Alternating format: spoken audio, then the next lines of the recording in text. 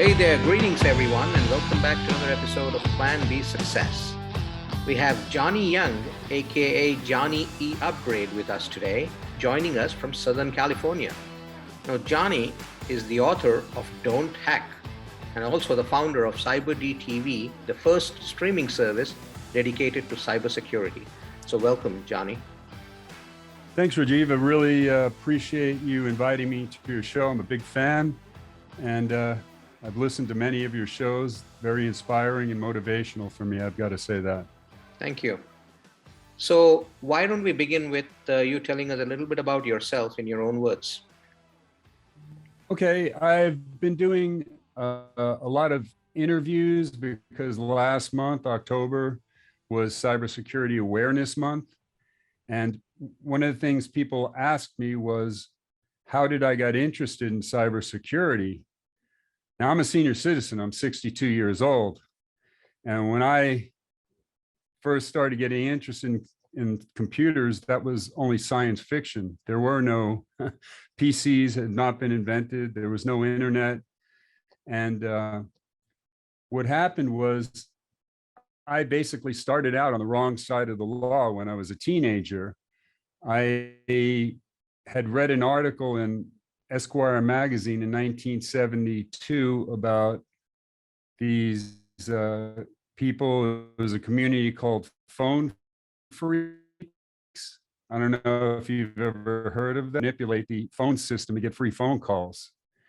And I did that without consequence for a couple of years and just thought it was a big joke. And eventually 2 FBI agents showed up at my grandmother's house, wondering who was making all these unbillable calls. And I was across the country in California, and a team of FBI agents showed up around the neighborhood asking who was making all these phone calls from the community pool, because that's how I was doing it. I obviously wasn't doing it for my own, phone. Right. And I was scared straight, man. I just decided at that point I was not going to do anything illegal, because what I thought was a joke actually turned out to be a felony called interstate theft of services that both AT&T and the FBI were taking very seriously. And each charge against me could have carried up to a 10-year prison sentence. And they had over 50 charges against me. Now, how I got lucky, it was my first real break in life, was that President Nixon had resigned, the Vietnam War was going on. So there was a lot of demonstrations and the FBI had their hands full. So for them, I was small potatoes and they just let it go. But what happened was I said to myself, there's got to be another way to do something with this, because now I saw there's 2 sides of the coin. There's the people that are breaking law and there's the people that are enforcing the law. And I saw maybe I had a career doing that. And that's what happened. I started at an IBM sponsored program for basically underprivileged kids that was a year long. And I learned 4 programming languages. And from that, I wound up going into the job world. Now, obviously, I went out there with big dreams. I was going to be a programmer, and reality hit very soon because I couldn't get a job. The only companies that had computers in those days were the giants like IBM and, Boeing and places like that.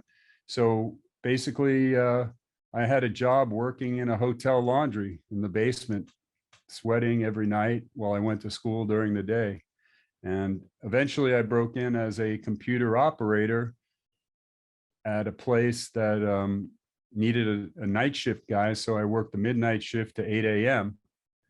because no one wanted to work that shift. So my main job was doing backups. And then my second job was loading printers with paper. So from that lowly beginning, within 6 years, I was the network director for a $41.8 billion project, building airplanes at McDonnell Douglas in Long Beach, California. And that's when I started to sweat the second time because of what I'd done as a teenager, because I needed to get an above top secret, I guess, clearance. And what a shock. I found out the FBI was investigating me again. I had to fill out all these forms, and they went back to my neighborhood where I grew up in New York and were asking questions about me. But what happened was the people there, it had been 10 years, so no one really knew or cared what I was doing, and it wasn't really well known. So I got the job. That was my second lucky break, and I've had a 35 plus year career in cybersecurity, and I'm very, very happy to do it. That was the best decision I ever made in my life, and I encourage anyone who thinks that hacking is cool and glamorous just to drop it. You can make so much more money working on the right side of the law. You'll get a great education, great benefits, and you'll actually be contributing to society. Your family will be proud of you. And that's what happened with me. I have no regrets. Hacking is a very short-lived career with, I guess, not much chance of advancement, because even if a hacker does succeed and they pull off $1 million job with a couple of other hackers, who knows what can happen? They might decide that, I wasn't making enough of a contribution, and that's when violence happens and they take each other out. So I was very blessed to do what I'm doing now, and now my mission is to help as many people get into the field as possible, because right now there's over 4 million vacant cybersecurity jobs that corporations and governments just can't fill. And to put that in perspective, there's over 30,000 websites that are getting hacked every single day. And that sounds like an impossible amount, right? 30,000 websites, we'd hear about it, right? Well, when you consider there's 1.88 billion registered websites in the world, you could do 30,000 websites and hack those for 20 years and still not, right, touch all of them. So mathematically and statistically, 30,000 websites is just a drop in the bucket. But what I did during my career was I worked for blue chip companies and prevented data breaches and kept hackers out basically at the highest level. I worked for IBM's cloud division. I was a cybersecurity expert there. I won't say I was the top expert, but I was definitely one of them. And I trained so many people over the years that I came up with techniques to be able to shorten folks' learning curves so that they're not struggling with some of these concepts, because it's so high level. You could really, spin around in circles. And what I would do is I'd relate those concepts to everyday life, and they'd pick up on the imagery, and that turned out to be my passion. I would have a ton of work, and someone on my team would need help, and I knew it would make me stay at 10 o'clock at night if I went in any depth and trained them. But I would just push everything aside and go through everything, because it turned out to be I had more fun and more self-satisfaction helping them learn and move up than I did doing, the regular job. And that's not really typical in our industry in many ways. We've got a lot of like knowledge hoarders and people that are very proud that they have gotten where they've gotten. So they're not too eager to, let's say, spread their knowledge to other people. They're maybe worried someone else will take their job or something else, but I never worried about that.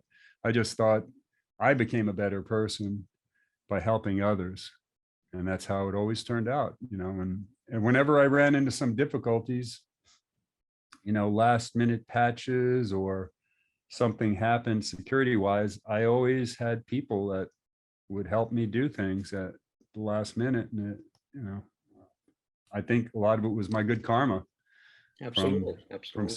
From just sharing and being willing to help others, and that's what I would encourage anyone getting into our business to do, is of course get yourself established, but once you do, be as generous as possible with others, and definitely don't burn any bridges. because the bridge you burn behind you might be the one you need to get back and go somewhere else. Because what happened with me was I told you about that rotten job I had working in the hot, smelly laundry basement of a hotel. Well, the lady that plucked me out of that position, I started working at a small company with only 15 people in it. But she wound up going to a company with over 250,000 employees. And she reached out and took me with her. So within 2 years, I went from a company with 15 employees to one with over 250,000 employees. And that's where I got my big break in about 1984. And I think that, you never know what can happen in life. If people are open to an opportunity, what looks like something that's not that great, an entry-level position in a 15-person company for almost no money. In 2 years, I doubled my salary, worked for a highly recognized company, and my career path was laid out like the yellow brick road in The Wizard of Oz. And that's what happened. They trained me, they sent me to schools. I got my hands on computer equipment.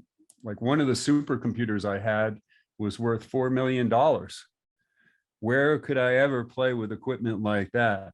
Right. And that's what I say to hackers too, that deconstructing things is one way to go, but you never get to really play with the toys that I've played with and really learn how to configure stuff like sniffers, routers, servers, work with thousands of people on a single machine, and really be part of a big community. With a hacker situation, you're there with your PC and it's sort of a dead end. So that's why I would say if someone's interested in any type of computer related activities, go to school and learn stuff, or use any social connections that they have with family, friends, go to seminars, because there really is no University of Hackertown. Right. And there's been tens of thousands of dollars at least spent on my education and millions of dollars of salary for me to get to where I got to. So if a hacker does a $1 million scam by themselves, they've always got to look over their shoulder, because the feds aren't going to give up. They're going to keep looking for them. If you depreciate that over 10 years, that's only $100,000 a year, right? Mm-hmm. Everybody in our industry can make $100,000 a year or more once you get, past the earliest stages. I mean, even the entry level people are making in the $50,000 and $60,000 a year mark. So hacking is definitely not the way to go. And specifically, hackers are giving money back now. I don't know if you knew that, because they're so scared that people are coming after them that they're actually returning money that they've successfully got from ransomware, just to say, hey, leave us alone. Mm-hmm. But it's gotten so bad that 250 American hospitals last year paid over $100 million in ransom to get their records unlocked. And that's only the ones that, were in America. This is a worldwide problem. And, it's just increasing. But I think there's people like me where I felt that helping one person, helping 10 people, helping a company of 1,000 people, that's fine. But I could spread the message out to so many other people who then could help other people. And that's why I wrote my book, Don't Hack. And I spent 4 years on it. I hope that it'll become sort of a definitive early cybersecurity book, because it's written at a level that anyone can understand. I didn't really go that deep technically, but I made it so that people could understand the concepts, just like the way I trained people at IBM and all the other places I was at. So I think anybody that picks that up will get it. And if you're not a reader, someone could subscribe to my CyberD TV streaming service, which I call, it's like Netflix for cybersecurity. It's the first streaming service dedicated to cybersecurity training for the general public. And I do a ton of videos there helping people with stuff on the personal side of their life, like keeping their kids safe on the internet, keeping elderly people safe, identity theft, all of those things that are really plaguing society that made cybersecurity a mainstream issue. But then I also have over 100 videos right now and growing of corporate training that I talk about things that people don't really understand yet, but they will, with words like server hardening and network penetration testing, IP scanning, going to backups, data center management, failovers, redundant systems, all the stuff that's behind the curtain that I pull back so that people can understand exactly, what is going on there, because hackers have no idea what they're facing. They're shooting a giant in the toe right now and they're causing them to stumble, because the problem is people are getting caught at the lower level at these phishing type expeditions. And when I say phishing, they're opening emails that allow a hacker to get into their PC. And that's how these companies get their records locked with ransomware, because these folks happen to have access to certain records, but no one's getting on our servers. No one's cracking routers and getting in. It's actually people who have legitimate credentials. So that's one of my missions, is to raise cybersecurity awareness, because I feel companies aren't doing that great a job yet at training their employees, because a single data breach can result in millions. And I even saw one for a pharmaceutical company that cost them, they said, $2 billion in loss of productivity. So once that's sealed up a lot more, hackers are really going to have to struggle to get in at my level, because we definitely seal up all the exposures. We've got policies, processes, and procedures through change control that makes it very hard for them to find an opening, but if they have legitimate credentials, what can we do? If they hack someone who has a HR access, they can get into HR servers. And to us at our level, it will just seem like someone doing their normal work, unless they do something like start uploading a gigabyte of information, then it'll raise some red flags. But if they do it in dribs and drabs, which happened at Equifax, over a period of 4 months, then it's really hard to catch that, because we don't really, have anything we can do, because there was all legitimate credentials. And, that's my mission, is to just raise the general public's awareness so that they don't start opening emails and giving away the keys to the kingdom. In fact, you don't even need a key. What they do is they open the front door. They leave the door open. So, it makes it tougher for us at the network level, but it'll change. Trust me, that'll change. And that's what CyberD TV is all about. It's a subscription service. After the free trial, it's $9.99 a month. So people can get an incredible amount of information that took me 35 years to get for less than $10 a month. So, So where do people access, go in order to access your streaming service? I've had apps written across every platform. So they can go on Apple Store, Google Play, any one of those. I mean, I have Amazon Fire Stick it works for, Roku. So it'll be an app there. They can also go to my website that'll redirect them right to the subscription service. It's CyberD.tv. Mm-hmm. And from there they can join up, or they can just do a free trial. And I also have collections that I unlock for free. I have tips for seniors, that how they can stay safe, and I never will charge for those. Like I said, I'm a senior citizen myself, So seniors have a special place in my heart. And I've had interviews with some senior organizations, and it's been very nice.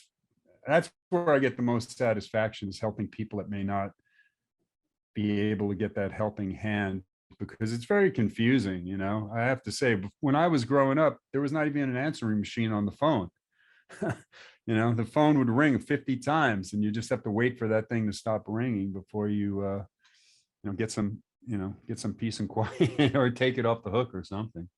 Right. But all of that didn't exist. So for someone that's in their 60s or 70s, all of this, is new. They don't know anything about email, many of them, or being online. Like my dad is super resistant to having a smartphone. He has a flip phone even. And my mom has an iPad, but she really doesn't use it that much. And they're pretty reflective of the community, because it's not something that they really are that interested in. They just didn't. I saw my grandmother. She was resistant to a touch tone phone. She liked the rotary phone that had the dial that you spun around, and she was frustrated that now she had to punch buttons. She liked to do the dial and watch it spin. So every generation has to deal with some kind of technological leap. And I think the kids of today have a super big advantage because they're born into it. And a lot of people don't realize the first iPhone didn't even come out till 2007. So this whole technology is only 14 going on 15 years old. But if you're a teenager, to you, it seems like it's been around for hundreds of years. Why doesn't everybody know about it? So they're going to face their challenges, though, trust me, once it comes down to stuff like holograms. And I can't even imagine the technology. I wish I could see 50 years ahead with their eyes what they're going to see. The people that I'm training, it'll just be a beautiful thing. Right. But that's the way it works. Every technology builds on the next, and every generation complains that the new technology isn't needed, but obviously it is. And I saw really a big development in medical technology, but I didn't see the same development in stuff that I had been expecting, because when I was 9 years old, I saw a guy fly into the Super Bowl stadium on a jetpack. And I thought everyone was going to be flying around with jetpacks soon. And look, 60 years, 50 years later, we're still not flying on jetpacks. I guess they knew how to take off, but they didn't know how to land so well. So that's technology that didn't take off, and hovercrafts and flying cars and all of that. But eventually that'll come. Elon Musk is doing a lot with the self-driving car. So I guess those are the first steps. And now a lot of that technology is coming to the fore. So, over the years, how have you seen, in your view, how has cybercrime as well as the defenses against cybercrime evolved?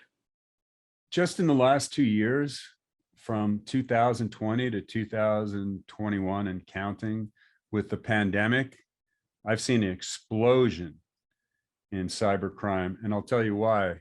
People say necessity is the mother of invention, but I say desperation is the mother of necessity.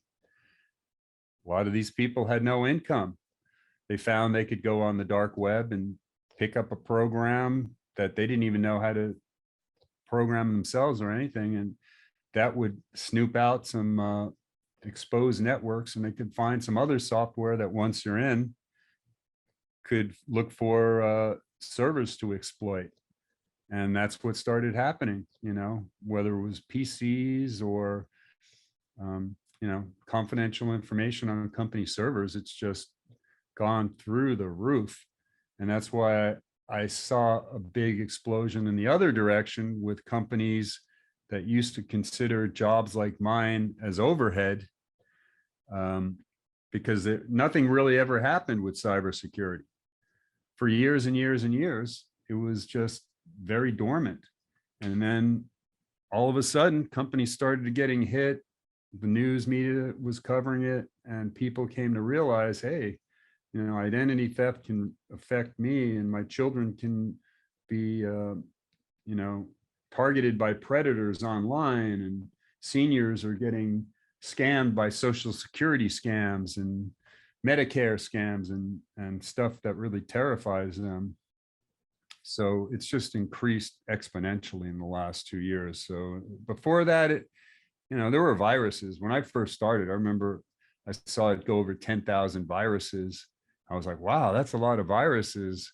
And then it was, before I knew it, it was like 400,000 variations of viruses. And that was in the 1990s. But now it's in the probably tens of millions. But that was one of the jobs I did. I was right at the cutting edge of that. I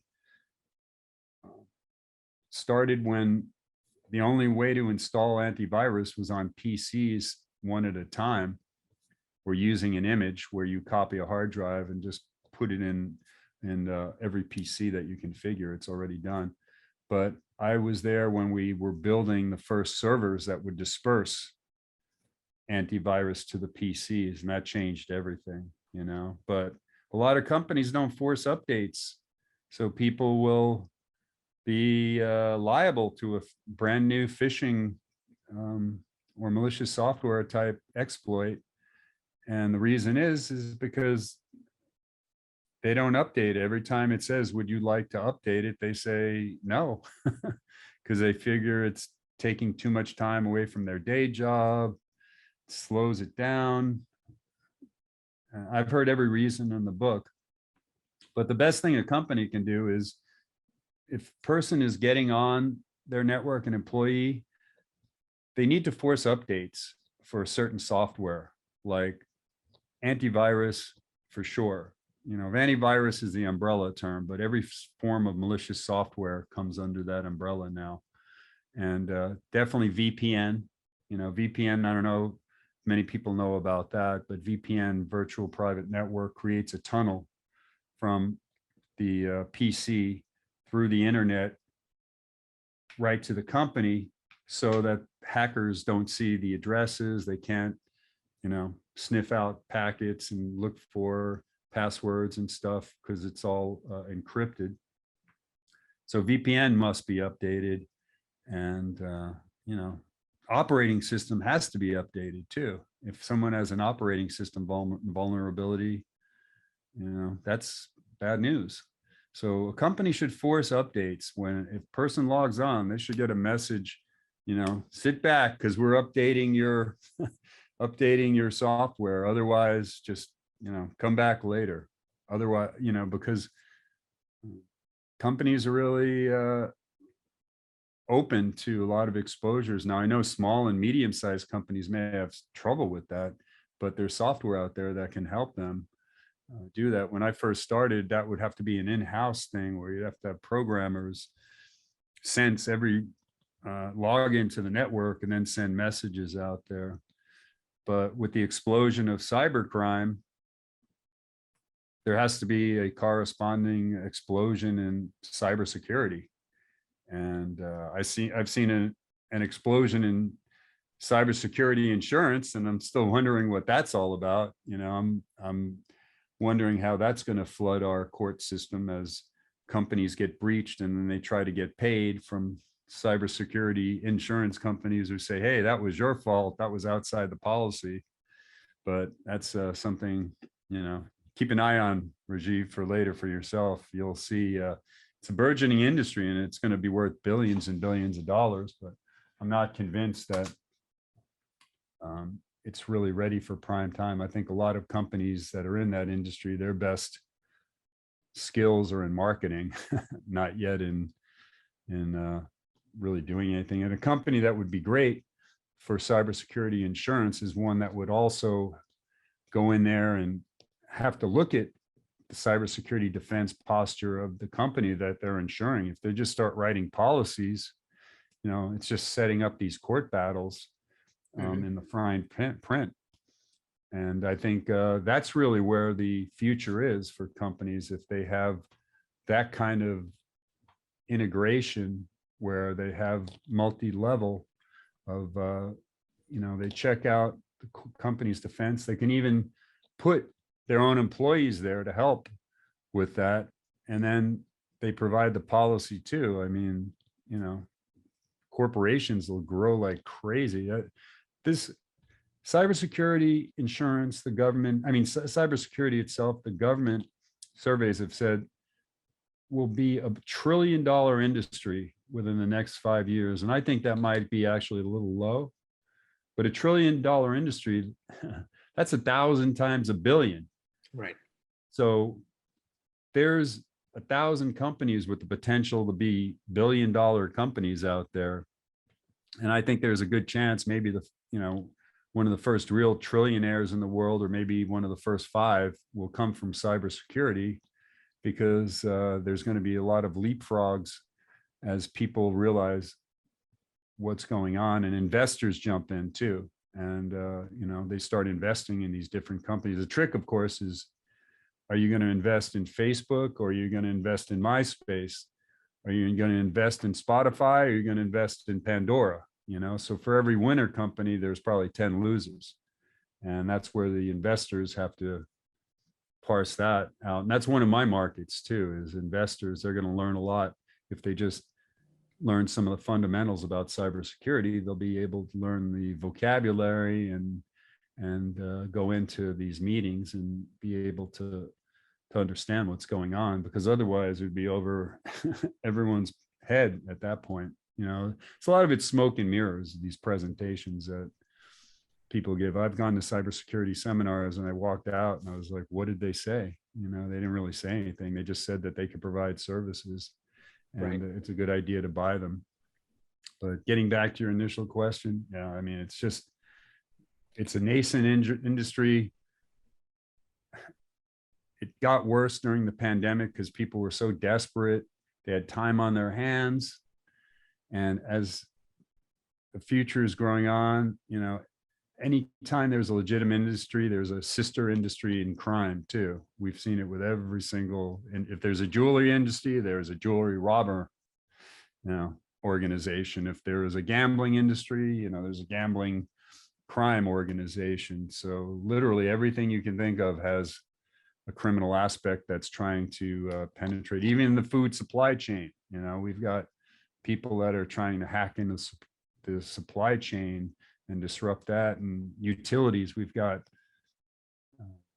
Eastern Europeans are making the biggest inroads, but they're actually trying to shut down our utilities and create havoc there. So, just like the flip side of the coin for me, when I got in my trouble as a teenager and realized that it's better to be on the side of the law than be the one that the law is, checking out and trying to find. That's where the money's really going to be, is in cybersecurity defense. All right. So your book, Don't Hack, can you tell us a little bit more about it, and where can people find it? It's coming out this month. Right now, it's November 3rd of 2021. It's going to come out at the end of this month on Amazon. I'm not printing anything. My whole framework of what I did was, I decided not to have any inventory, not to have any printing costs. Everything was going to be electronic. And everyone these days that's interested in our field, you got to be able to open an ebook. That's simple. I think it would save a lot of paper and a lot of waste. So that's how I'm going to do it. And people that join CyberD TV are going to get a discount of half price. So it'll, I'm looking at $19.99 for the book on Amazon, which is half price of the ones that, sort of attempt to do it. And people on my subscription service can get it for $9.99. But I got to say, the ones that I've looked at don't really know what it's like to be in the trenches of cybersecurity. It's more of an ivory tower theoretical thing. And they talk about cryptography and programming and, stuff like that, which is so high level. That's really a small fraction of our industry. Our industry, cybersecurity defense isn't a sprint. It's a marathon. It's a grind. Every day you go in there is a day that you can be breached if you're not careful. and you don't win at the end of the day. All you did was you got through the day. And I think once people realize that, they'll understand that, companies are hiring people with no college degrees right now. They're hiring people with no cybersecurity experience. In fact, they're hiring people with like almost no computer experience because they want to train them the way they want them to be trained. And if you come from another company, a lot of times people bring bad habits with them. So for an entry level job, one of these 4 million ones that I'm talking about, a company will have a clean slate to work with. And we need people to fill up these holes. It's almost like a dam, has 4 million holes in it. We need people to plug those holes. And we definitely need a civilian team of people that are into cybersecurity. And it's not my idea. I've read that before, that people have said we need a bunch of civilians. They called it an army, but I was in the military, and my military friends get upset. They're like, that we'd call it an elite team or something. But I really feel our country is in bad shape. Our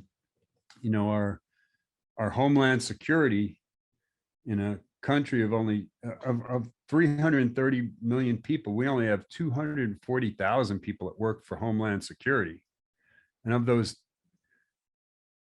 240,000, there's only something like 20,000 or so that work on cybersecurity. Does that make sense to anybody?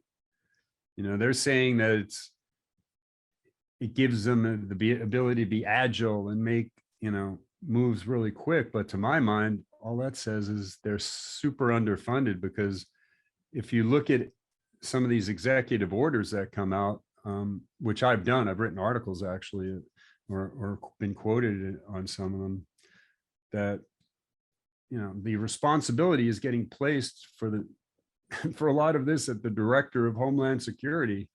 And I can't believe that they're not, expanding this to, millions of people that work for it, because there's millions and millions of hackers out there, and 20,000 people are going to stop hackers that are doing this. I think that'll turn around, but we have to get a couple of rude awakenings, and hopefully it won't be too painful. Because I like to eat. If someone disrupts the food chain, starvation isn't something I would like to see. And you've even seen, and I've seen just with the COVID, how empty shelves happen in a matter of days. And I learned about that whole philosophy from being in an aerospace company. They call it just in time, and JIT, where parts, or in this case, food, makes it just in time. And you're able to stock the shelves just in time. So there's no inventory, and that saves these companies a lot of money. Well, what happens if, say the food supply chain is disrupted? We've seen the shelves clear out on toilet paper and stuff like that. What happens if it's food? That's my worst nightmare, is that something big will happen where hackers will do something like that. It's not that hard, unfortunately, for all of us. And we see fast food restaurants are ubiquitous. Every other corner has a fast food restaurant in America. Every city has grocery stores everywhere, restaurants. So Americans don't stock up on food. And in California, I do, because I have pets, as you can see. Here's my parrot, Scarlet. But I have to think about my pets. So I have earthquake prep stuff. And I think in a lot of places, they're going to have to start doing that with climate change, because it's not only earthquakes that can cause problems, but, all these other climate change effects will, make people rethink about stocking up on basic supplies like water, food, and medicine. And, hackers are going to go for the weakest point, the Achilles heel in our society. And I've written articles about this. What my dirty dozen was, first was food. The others were power. We've got 84,000 dams in the United States, and people live very close to them. Can you imagine if hackers got into the controls of that and closed off the spillways that relieved the pressure and the dams burst. You know, one of the world's largest dams in China is going to burst because of just, architectural flaws, I guess, and the amount of rain that they've been getting. So, there's so many things that hackers can do. A nuclear plant. I live less than 10 miles from a nuclear plant for 40 years. And, I don't want a hacker to learn on the job. You can't go in there and start running the controls for a nuclear plant and be confident as a hacker that you're going to be able to keep the levels correct on how to make sure it doesn't melt down. Nuclear weapons, there's at least 10 countries in the world that have nuclear capabilities. And I'm not so sure that every one of them has solid security controls. And hackers can target those too. Our transportation systems, they turn out the lights, traffic lights. Suddenly we're having car crashes. And, the railroads are all on electrical, and that's like a Swiss watch, the way that the railroads run, that one is passing and another one comes by in a minute. So if a hacker starts messing with that, you'd see train accidents like, we've seen only in the movies. Right. So I think there's a lot of scary things out there that people, thank God, don't really know about, because ignorance is bliss in a lot of ways, but it keeps me up at night. And I wish our government would fund this effort a lot more. I hope it doesn't take some kind of tragedy for it to happen, but oh well, we'll see. Right. It's squeaky wheel gets the grease is what they say. Yep. And if there's a bad thing that happens, then that's when they suddenly throw a lot of resources at. In the corporate world, it was like, we didn't have money to do it right the first time, but we're going to spend all it takes to fix it. And I think that's our attitude in a lot of ways right now towards cybersecurity is, we're going to fix it after the problem. And I saw that in business for many years, that executives, when they started laying people off and cutting costs, they did it in cybersecurity because there was not much happening. Now that it's in the public and they realize it can affect their jobs, they don't do that, but I hope, I pray that doesn't happen for our society in some of the instances I told you, because it's. Yeah. So JohnE, thank you so much for sharing your story. Thank you for enlightening us about cybersecurity and the need for it. And you're absolutely right. As days pass by, as technology gets more complex, the more the need for ways and means of keeping ourselves secure. Before I let you go, one takeaway for the listeners, anything that you'd like to share? I'd like to reiterate again that they need to become more aware of cybersecurity, because cybersecurity, if you consider it a game, okay, there's an offense, which are the hackers, and there's the defense, which is people like me. And if cybersecurity was a game, it would be the biggest game in the world. It would be bigger than the NFL, baseball, NHL, World Cup soccer combined as $1 trillion industry. And we need people in our industry. And anybody can get in right now. It may not be the case in 5-10 years. Companies may be more stringent. You see the wish list on certain jobs that companies put out there, and they're totally unrealistic. But in cybersecurity, they're a lot more lenient right now. And people don't need to have the programming skills. They don't need to have a college degree. They just need to have an awareness and a passion for it. So, hashtag cybersecurity, hashtag cybersecurity jobs, hashtag cybersecurity defense, meet like-minded people, learn as much as you can about it.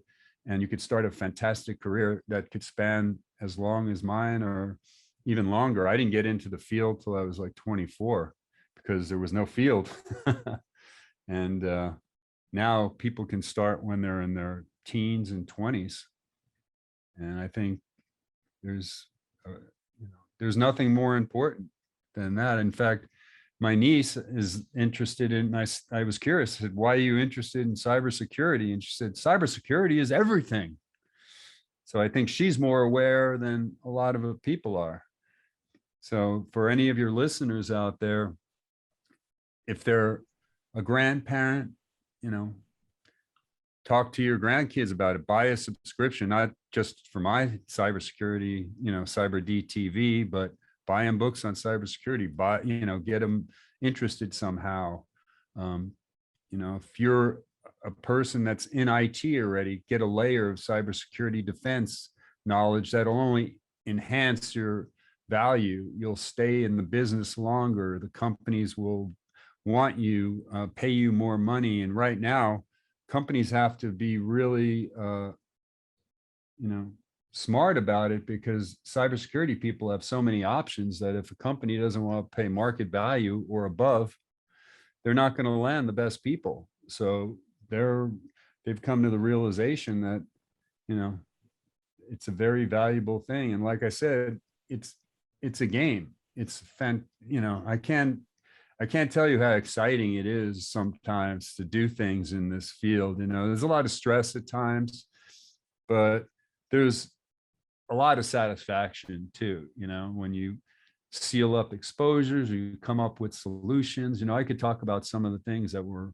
high points in my career that, you know, I still think about today, that make me smile. And I think people that get into this field will experience some of the most satisfactory, you know, events of a career that they could possibly get. And, you know, that's what I'll leave your listeners with is I'll be long gone, but I'm hoping that I'm like the guy that plants the seed that never really sees the tree fully blossom, you know, but I'll be happy because I thought my chance to be a great contributor to society had passed me by working as a corporate man, you know, for 35 years.